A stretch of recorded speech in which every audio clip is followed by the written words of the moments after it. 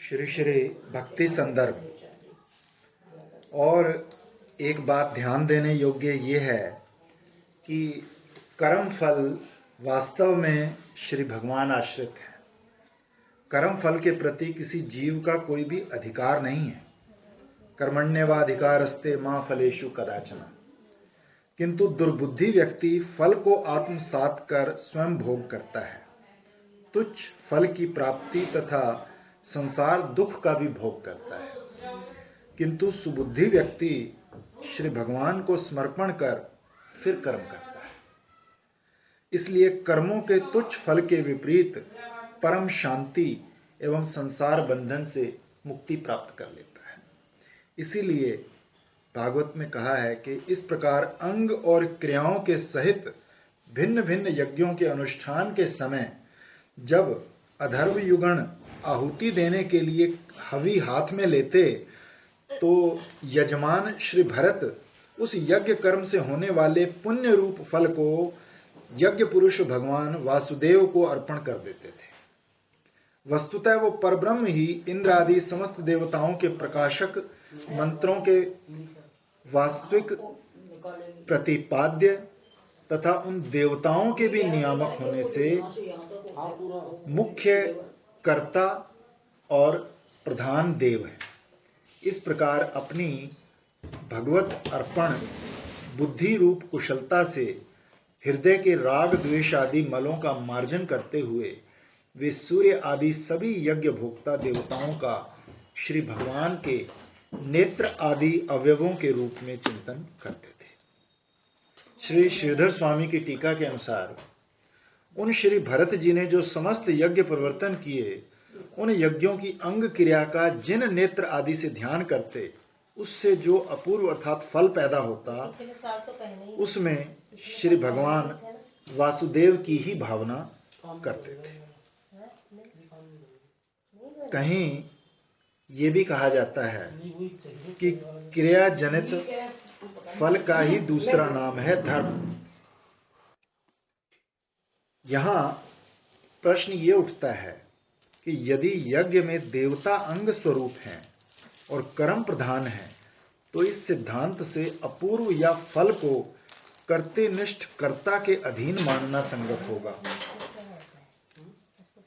यज्ञांग कर्मों के अनुष्ठान से पहले अनुष्ठित कर्म की ओर अनुष्ठानकारी पुरुष की जो योग्यता शास्त्र गम्य होती है, वही अनुष्ठान के बाद अपूर्व अर्थात फल के रूप में स्वीकृत होती है। अब विचारणीय बात यह है कि जो देवता प्रधान कर्म है वो देवता की आराधना के लिए ही अनुष्ठित हुआ करता है। ऐसा होने पर देवता की आराधना के उद्देश्य से किए जाना वाला कर्म देवता की प्रसन्नता में ही तात्पर्य रहने से फल का देवता के आश्रय होना ही युक्ति युक्त है। जैसा कि पद्म पुराण के उत्तर खंड में कहा गया कि जो व्यक्ति देवता के उद्देश्य से आहुति देता है या दान करता है उसको पाषंडी जानना चाहिए। पाखंड ये हुआ कि भगवान को ना देके देवता को देता है, फल तो देवता भी भगवान से लेके देगी। इसलिए ज्यादा ये माता जी को पूछना और ये करना वो करना, वो भक्ति वालों को, कृष्ण भक्ति जो करते हैं उनको भी अथवा लोग कितने ही विग्रह रखते हैं। एक हमारी डॉक्टर आई थी कानपुर से, एक बार बालदास बाबा और मैं तब इकट्ठे रहते थे इस सामने कुटिया में।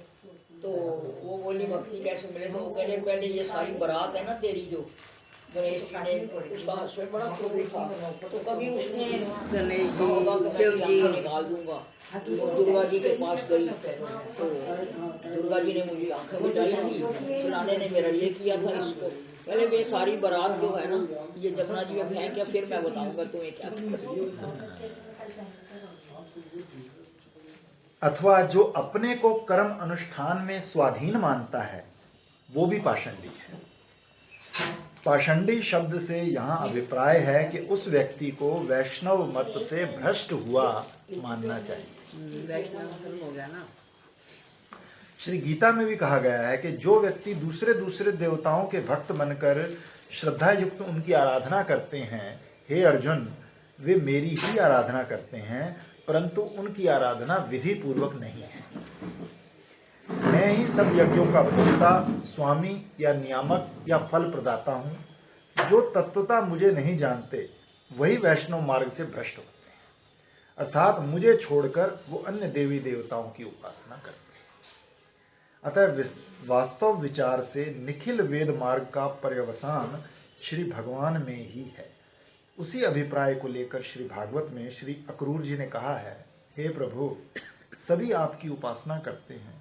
जो अन्य अन्य देवताओं के भक्त हैं वे यद्यपि उन देवताओं में आसक्त चित्त हैं, तथापि वो आपकी ही पूजा करते हैं, क्योंकि आप सर्वदेव महेश्वर हैं। जैसे पर्वतों से निकलने वाली नदियां मेघ जल रूप से पूर्ण होकर नाना पथ से समुद्र में ही प्रवेश करती हैं, उसी प्रकार समस्त वेद मार्ग विचार से यदि देखा जाए तो आपका ही प्रतिपादन। हाँ, तो वेद में और क्या है, यही तो है। महाप्रभु ने जब वो पुरी गए तो सारंग भट्टाचार्य तो वेदांती थे, तो उन्होंने कहा कि मैं तुम्हारे वेदांत में ही निर्विशेष नहीं साविशेष प्रभु का प्रतिपादन करके बताता हूँ। तो उनका नतमस्तक हो गए, कर दिया। बोले कि मैं ऐसा कोई वेदों की व्याख्या करता हुआ देखा नहीं, सुना नहीं, ये तो स्वयं भगवान है। तभी वो उनके अनुयायी हो गए।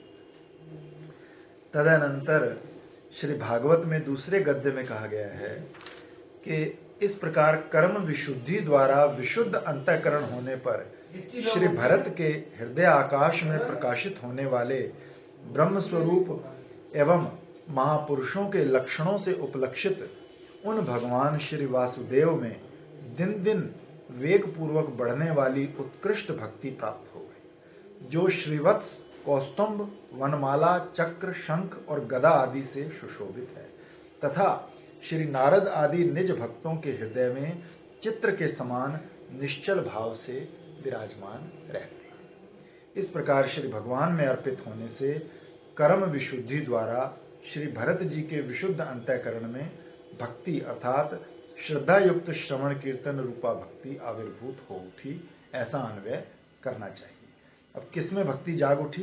भगवान वासुदेव में, जो षड भगों से पूर्ण स्वरूप हैं तथा सब में निवास करने से श्री वासुदेव नाम से प्रसिद्ध हैं।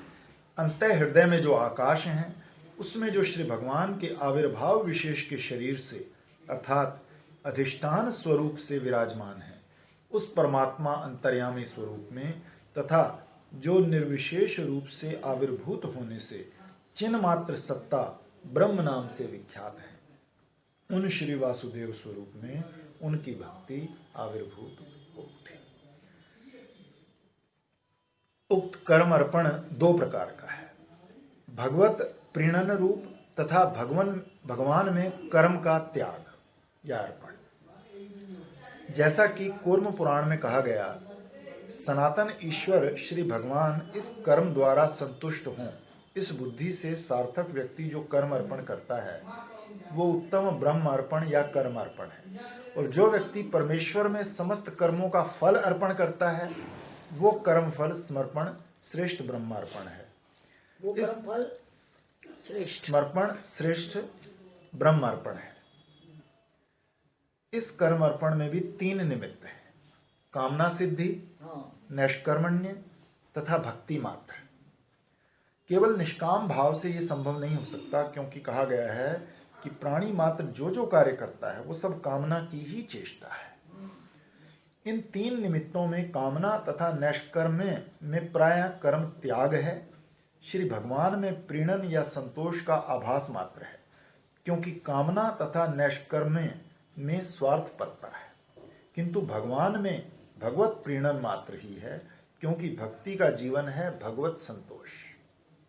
कामना प्राप्ति के विषय में कहा गया है कि कामना युक्त कर्मों में क्लेश ही अत्यधिक है, किंतु फल अति तुच्छ और उसमें क्लेश मात्र ही सार है।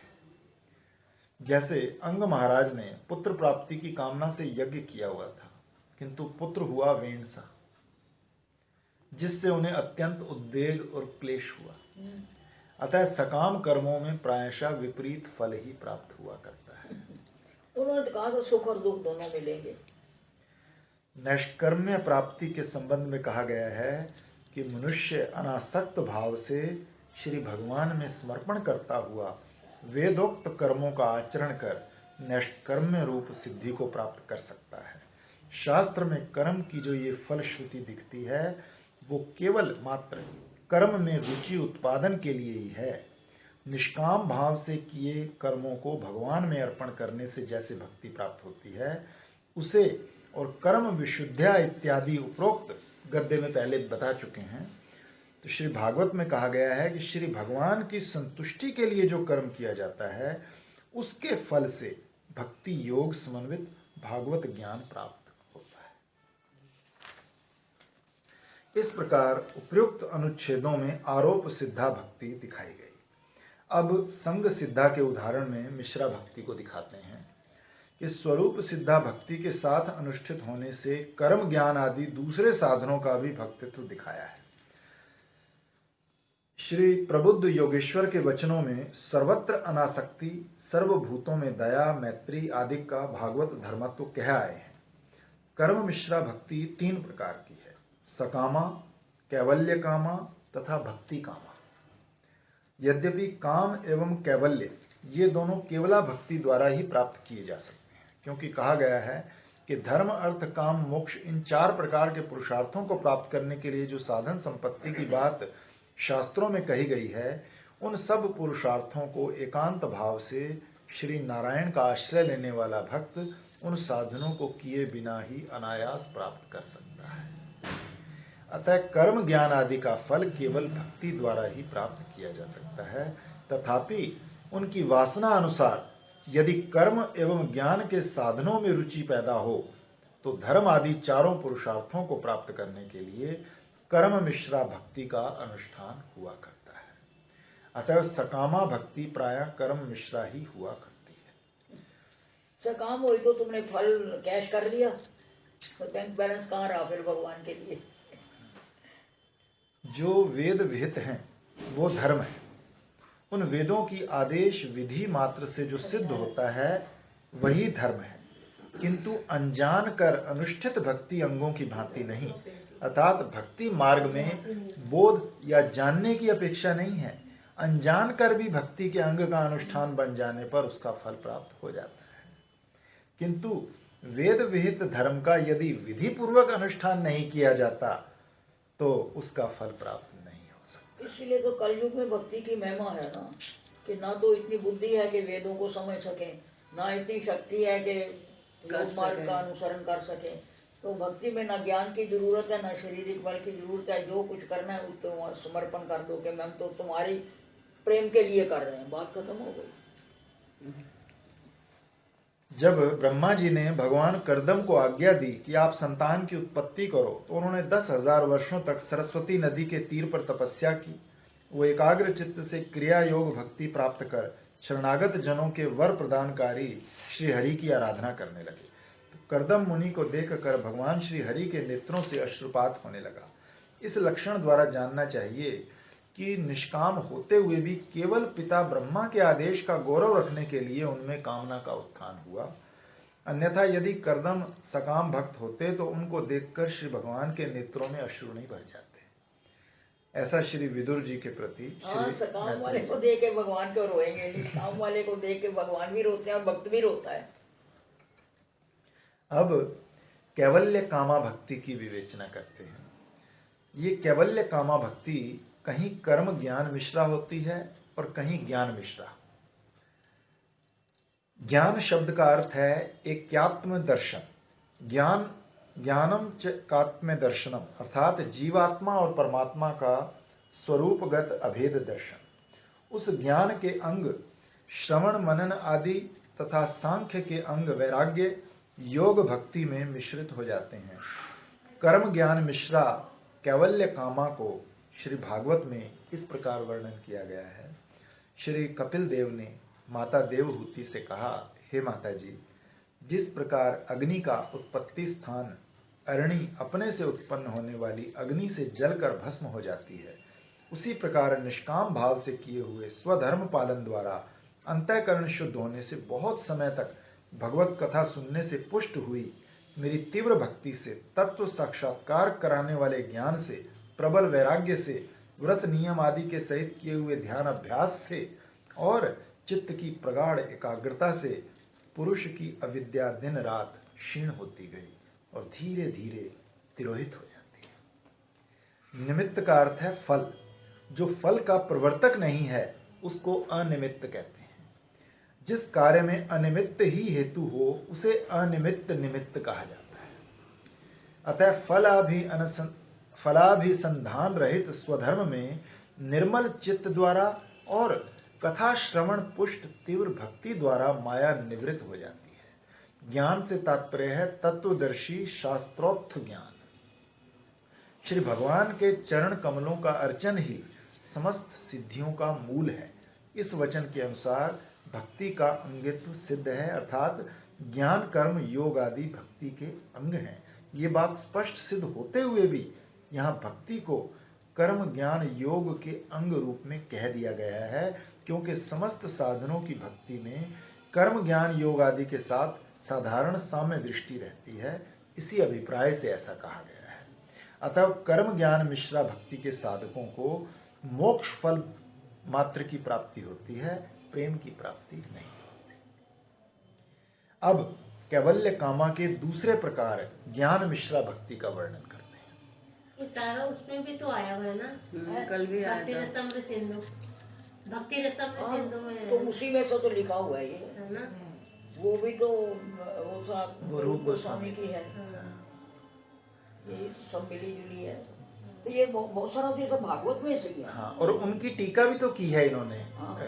भक्ति रसम सिंधु की टीका भी की है जीव गोस्वामी जी।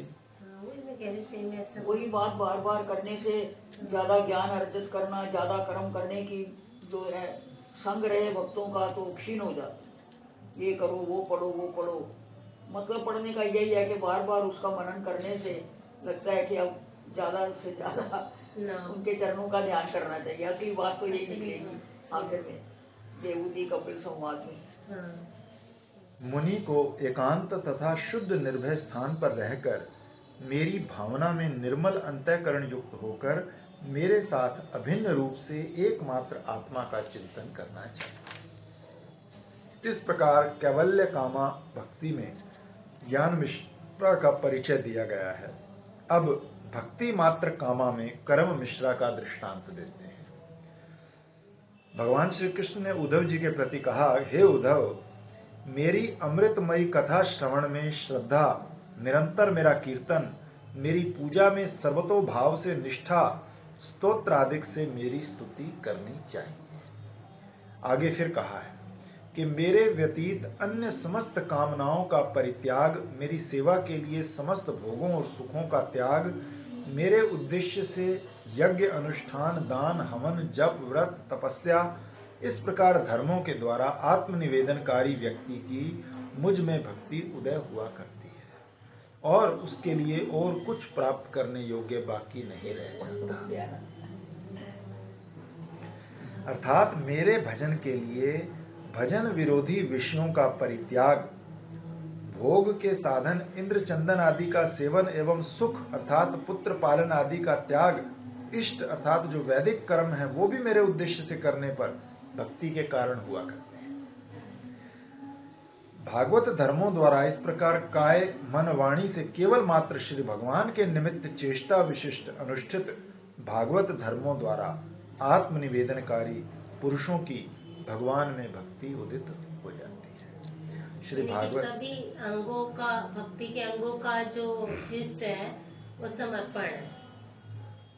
मतलब यह है कि वो आप भगवान की सेवा समझ के करो, जो मैं रोज कहती हूँ कि काम तो सब करो लेकिन उसमें आसक्ति नहीं। इसीलिए शायद कभी तुम्हें सुनाया होगा, कृपालू जी ने कभी एक लेक्चर दिया कि जो पैदा किए बच्चे उनके प्रति तुम्हारा भाव होए कि भाई ये मेरी ड्यूटी है, कर्तव्य है, उनको पालन करना या उनकी शिक्षा देना ये तो तुम्हारा कर्तव्य है।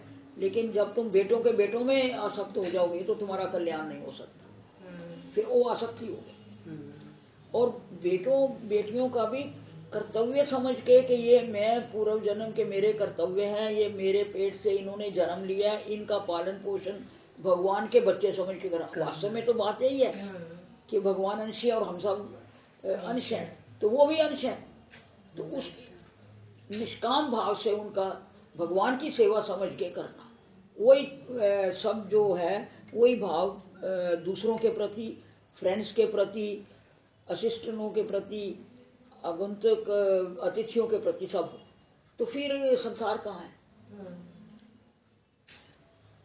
शरीर के प्रति भी, शरीर के प्रति हमारा नौकर है तो इसका पालन पोषण तो करना पड़ेगा। जब हम इससे सब काम लेंगे तो यदि हाथ को ठीक नहीं रखेंगे पट्टी बांध के, अगर खराब हो गया तो फिर ये सेवा कैसे करेगा?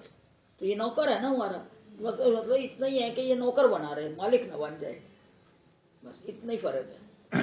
हम लोगों ने शरीर को भी मालिक बना लिया, इसीलिए दुख पाते हैं। श्रीमद् भागवत में ज्ञान मिश्रा कैवल्य कामा भक्ति का श्री संकर्षण भगवान ने चित्रकेतु राजा के प्रति इस प्रकार वर्णन किया है। हे राजन, पुरुष अपने विवेक बल से ऐहिक इस लोक के तथा आमुष्मिक परलोक के विषयों से निर्मुक्त होकर शास्त्रोक्त ज्ञान और विज्ञान अर्थात अपरोक्ष अनुभव द्वारा संतृप्त होकर मेरी भक्ति युक्त होता है। अब केवल स्वरूप सिद्धा भक्ति का उदाहरण देते हैं। इसमें उपासक के संकल्प गुण से सकामा तथा कैवल्य कामा का धर्म रूप में उपचार हुआ करता है।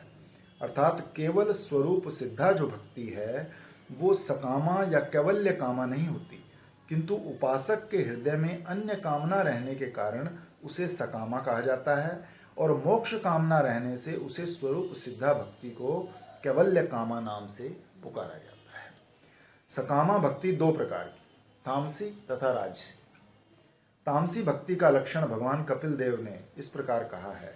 हे माता, जो व्यक्ति हिंसा, गर्व, दंभ, मात्सर्य तथा क्रोध युक्त होकर तथा भेद दृष्टि पूर्वक अर्थात अपने सुख दुख की भांति दूसरे में सुख दुख को न देखकर मेरी भक्ति करता है, वो तामस है। वो तामस है, तामस है। अपने सुख देखता दूसरा का, नहीं तो भक्ति काहे की होगी? वो तो स्वार्थ हो गया। अभिसंध्याय का अर्थ है संकल्प लेकर क्रोध युक्त होकर जो पुरुष अपने सुख दुख की भांति सर्वत्र सब प्राणियों के दुख सुख को नहीं समझता, ऐसे दया रहित पुरुष की भक्ति तामसी कही गई है। दूसरे प्रकार की राजसी भक्ति का लक्षण श्री कपिल देव जी ने कहा है। जो व्यक्ति विषय, यश तथा प्रतिष्ठा की प्राप्ति का संकल्प लेकर श्री मूर्ति में मेरी अर्चना करता है, ऐसा पृथक भाव वाला व्यक्ति राजस है, राजसी है।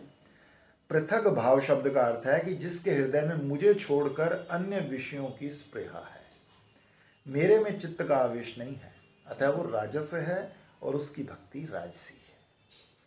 कैवल्य कामा भक्ति किंतु सात्विकी होती वो दान भी करेगा तो उसको लगेगा कि मेरे को अब हार पहनाना चाहिए, मैं जाऊं तो मेरा स्वागत होना चाहिए, तो ये राजसी है। भगवान कपिल देव ने कहा, हे माता, जो पृथक भाव व्यक्ति मुक्ति के उद्देश्य को लेकर पर तत्व में कर्म अर्पण करता है अथवा मुझे पूजनीय जानकर मेरा पूजन करता है, वो सात्विक है। वो सात्विक है, उसकी भक्ति और अब आगे निर्गुण आएगी। और जो व्यक्ति कर्म निहार मुक्ति प्राप्ति के उद्देश्य से परमेश्वर में कर्म अर्पण करता है, यज्ञ आदि कर्मों को नित्य विधि प्राप्त होने से अवश्य ही परमेश्वर की पूजा करनी चाहिए, इस बुद्धि से करता है, किंतु भक्ति तत्व के ज्ञान से परमेश्वर की पूजा नहीं करता, वो भी राजस भक्ति की भांति पृथक भाव है। अर्थात भक्ति से मुक्ति को ही पुरुषार्थ जानकर भावना करता है, वो सात्विक है। उसकी पूजा भक्ति का तात्पर्य कर्म परिहार में ही परिवसित है कि जो कर्ता अनासक्त है, कैवल्य सात्विक ज्ञान है, आत्मोत्थ सुख सात्विक है, अतः कैवल्य कामा का सगुणा भक्ति में ही पर्यवसान है। इस उदाहरण से ये बात स्पष्ट हो जाती है। अब जिसका उत्कर्ष जानने के लिए भक्ति के विविध भेद निरूपण किए गए हैं, वो भक्ति एकमात्र भक्ति में ही कामना रहने से निष्कामा, निर्गुणा, केवला, स्वरूप सिद्धा ये निर्गुण आदि अनेक नामों से निरूपण की जाती है। वही स्वरूप सिद्धा भक्ति अकिंचना नाम से सबसे पहले सर्वश्रेष्ठ रूप में निरूपित की जा चुकी है। उसके लक्षण भगवान श्री कपिल देव ने इस प्रकार वर्णन किए हैं कि मेरे गुणों को सुनने मात्र से समुद्र की ओर जाने वाले गंगा जल की तरह सर्व गुहाशय मेरे प्रति जहाँ अविच्छिन्ना मन की गति होती है तथा पुरुषोत्तम में अहेतुकी तथा अव्यवहिता जो भक्ति है वो निर्गुण भक्ति योग के लक्षण रूप में उद्धारित की गई है। मेरे भक्त मेरे द्वारा देने पर भी सालोक्य, सासृष्टि, सारूप्य, सामीप्य, सायुज्य को भी ग्रहण नहीं करते। वो केवल मेरी सेवा चाहते हैं, जिसके द्वारा मनुष्य तीनों गुणों का अतिक्रमण करके मेरे भाव को प्राप्त करता है, उसे आत्यंतिक भक्ति योग नाम से कहा जाता है। मेरे गुण श्रवण मात्र से। अब यहाँ प्रश्न उठता है कि जिस श्रवण का कोई भी उद्देश्य नहीं है और जो श्री भगवान मन के अगोचर या अविषय हैं, उनके गुण ऐसे हैं या वैसे हैं, ये कहना असंभव है। तो अतः श्री भगवान के गुण कैसे श्रवण किए जा सकते हैं? तो उसका उत्तर देते हुए कहते हैं कि ये भक्ति अहेतुकी है, अर्थात इसमें किसी फल की प्राप्ति का अनुसंधान नहीं है। ये स्वरूप सिद्धा भक्ति साक्षात रूपा भक्ति है। आरोप स्वरूप सिद्धा का मतलब ये हुआ ना कि अपने स्वरूप के ध्यान करके कि हम ये नहीं हैं, हम वो हैं, तो भक्ति सारी भगवान के लिए की जाए, स्वरूप सिद्धा हो गई। और क्या, निर्गुण से भी ऊपर हो गई। श्रीमद् भागवत में श्री कपिल देव ने कहा है कि साम्य, अनासक्ति आदि अप्राकृत गुण समूह मुझ निर्गुण निरपेक्ष सर्वभूतों के सुहृद स्वरूप का आश्रय ग्रहण किए रहते हैं। तो हे भगवान, आपका यश परम रमणीय तथा अतिशय पवित्र है, वो कीर्तनीय और तीर्थ स्वरूप है। अतः जो चतुर व्यक्ति आपकी कथा के रसज्ञ हैं, वो मोक्ष को आपका आत्यंतिक अनुग्रह नहीं मानते, फिर अन्य इंद्र आदि पदों की तो क्या बात। वो पद तो आपके भ्रूभंग से भयभीत रहने वाले। विशेषतः श्री भागवत में मोक्ष सुख को आत्यंतिक प्रलय कहकर उल्लेख किया गया है। अब यदि कोई कहे कि सत्व आदि गुण त्रय के विनाश पूर्वक भगवत साक्षात्कार का नाम ही अपवर्ग है, तो ये ठीक है, क्योंकि उसी भगवत प्रीति लक्षण भक्ति योग का स्वतः सिद्ध धर्म है कि वो सत्व आदि तीनों गुणों का विनाश कर देता है और भगवत साक्षात्कार करा देता है। ये न पद का यही तात्पर्य है कि वो भक्ति योग कभी भी परित्याज्य नहीं है। ऐसे भक्ति योग के प्रभाव से मेरा भाव अर्थात मेरे साक्षात्कार की योग्यता उससे प्राप्त हो जाती है। जैसा कि श्रीमद् भागवत में कहा गया कि इस भारतवर्ष में मनुष्यों को यथा विहित वर्ण धर्म अनुसार अपवर्ग भी सिद्ध या प्राप्त हो जाता है। इसलिए निर्गुण भगवत प्राप्ति भक्ति योग में अनेक प्रकार के हैं। इस अभिप्राय से भगवान कपिल देव ने कहा है, हे कल्याणी, विशेष विशेष मार्ग द्वारा भक्ति योग अनेक प्रकार से प्रकाशित होता है। इसलिए स्वभाव, स्वरूप और गुणों की वृत्ति भेद से मनुष्यों का अभिप्राय भिन्न भिन्न हुआ करता है। अर्थात मनुष्य के गुण के अनुरूप फल संकल्प भेद रहने से भक्ति का भी भेद हो जाता है। मार्गे अर्थात प्रकार विशेष द्वारा भक्ति योग के मार्ग अर्थात श्रवण कीर्तन आदि वृत्ति भेद से, अभिमान का तथा दास्य सख्य आदि अभिमानगत भेद से और तमा रज सत्व आदि गुणों के भेद से, धर्म हिंसा आदि द्वारा मनुष्य का भाव अर्थात अभिप्राय या अभिमान विभिन्न प्रकार का हो जाता है। श्रीपाद वोपदेवकृत मुक्ताफल ग्रंथ इस श्लोक की हेमाद्रीकृत टीका में लिखा है कि ये भक्ति योग ही आत्यंतिक पुरुषार्थ है। अतः इस निर्गुण भक्ति योग से दूसरा और कोई प्रकार का भेद नहीं है। इस प्रकार अकिंचना और आत्यंतिकी आदि नामों से कहीं जिस भक्ति का अनेक प्रकार सिद्धांत किया गया वो दो प्रकार की है, वैदी तथा रागानुगा। इनमें जो भक्ति रुचि विहीन केवल मात्र शास्त्र विधि अनुष्ठान द्वारा अनुष्ठित होती है उसे वैधी भक्ति कहते हैं। वो शास्त्र कथित विधि भी दो प्रकार की है, पहली विधि भजन करने की प्रवृत्ति का हेतु है और दूसरी विधि भजन अनुष्ठान के अनुक्रम में कर्तव्य तथा अकर्तव्य के ज्ञान का हेतु है। अर्थात भजन अंगों में क्या पहले और क्या पीछे अनुष्ठान करना चाहिए, इसको जानने के लिए है। प्रथम प्रकार की प्रवृत्ति हेतु जो विधि है उसका भागवत में इस प्रकार वर्णन है कि श्री सुखदेव मुनि ने शौनक आदि ऋषियों से कहा कि श्री भगवान के संतोष के लिए ही एकमात्र भगवान निष्ठ मन होकर भक्तजन वल्लभ श्री भगवान की कथा का नित्य श्रवण करना, कीर्तन करना, उनका ध्यान और पूजा करना अवश्य कर्तव्य है। दूसरी प्रकार की क्रम परिपाटी जानने की हेतु रूपा जो विधि है वो अर्चन और व्रत आदि भजनांग परक है। उसे श्रीमद् भागवत में श्री भगवान ने उद्धव जी के प्रति इस प्रकार कहा है कि हे उद्धव, नैरपेक्ष अर्थात अहेतुकी भक्ति योग से मुझे प्राप्त किया जाता है। जो इस प्रकार मेरी पूजा करते हैं वे ही भक्ति योग को प्राप्त कर सकते हैं। नैरपेक्ष अर्थात अहेतुकी भक्ति योग कैसे प्राप्त होता है कि जो इस प्रकार मेरी पूजा करते हैं, तो उस पूजा का भागवत में इस प्रकार वर्णन करते हैं कि जब मनुष्य द्विजत्व उपनयन प्राप्त कर अपने अधिकार अनुरूप शास्त्र कथित विधि अनुसार श्रद्धा पूर्वक भक्तिपूर्ण हृदय से मेरी पूजा करता है, उसे मैं कहता हूँ तू सावधान होकर सुन। भक्ति पूर्वक निष्कपट भाव से अपने पिता एवं गुरु रूप मुझ परमात्मा की पूजा सामग्रियों के द्वारा मूर्ति में, वेदी में, अग्नि में, सूर्य में, जल में, हृदय में अथवा ब्राह्मण में, चाहे किसी में भी आराधना करे। इस प्रकार की विधि का वर्णन किया गया है। उक्त अर्चन शब्द से विधि मत में एकादशी, जन्माष्टमी इत्यादि के अनुष्ठानों की विधि भी जाननी चाहिए। शरणापति श्री गुरु आदि साधुजन की सेवा, श्रवण, कीर्तन आदि में भी वैदिक भक्ति के भेद रूप में जानने चाहिए। ये शरणापति आदि भक्ति के अंगों में प्रत्येक 2-3 अंग मिलकर भाव की प्राप्ति का कारण होते हैं, ऐसा शास्त्र में सुना जाता है। प्रथम अंग शरणापति के लक्षण इस प्रकार हैं। काम, क्रोध आदि 6 शत्रुओं से विकृत संसार के भय से पीड़ित होकर मनुष्य अनन्योपाय श्री भगवान के चरणों की शरण ग्रहण करे। जो केवल भक्ति मात्र को प्राप्त करने की कामना करता हो, उसे भी संसार में काम, क्रोध आदि द्वारा भगवत विमुखता के दोष से बाधित होने पर श्री भगवान की शरण ग्रहण करनी चाहिए।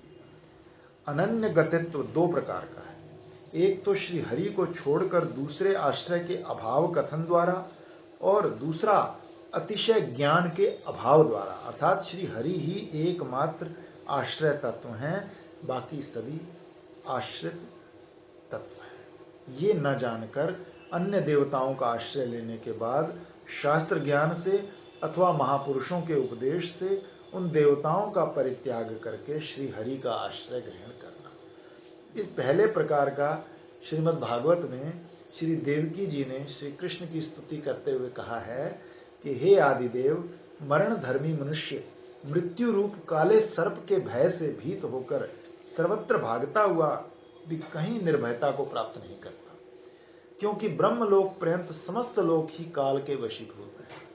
किसी महत संग या कृपा जनित सौभाग्य के प्राप्त होने पर आपके चरणारविंद का आश्रय पाकर स्वस्थ भाव से चैन की नींद लेता है और मृत्यु उसे छोड़कर दूर भाग जाती है। इसलिए देखो, सबका आदर करना चाहिए। जो किसी को पूजता है, कुछ भी करता है, या किसी मूर्ति को पूजता है या किसी गुरु को पूजता है, तो वो भी लगा तो हुआ है ना। वो क्रम क्रम से उन्होंने कहा कि किसी भाग्यवान फिर किसी सच्चे संत के पास भी पहुंच जाएगा, जिसके संग से उसको तुम्हारे चरणों की भक्ति मिलेगी। इसलिए सभी पूजनीय है, इतनी सी बात।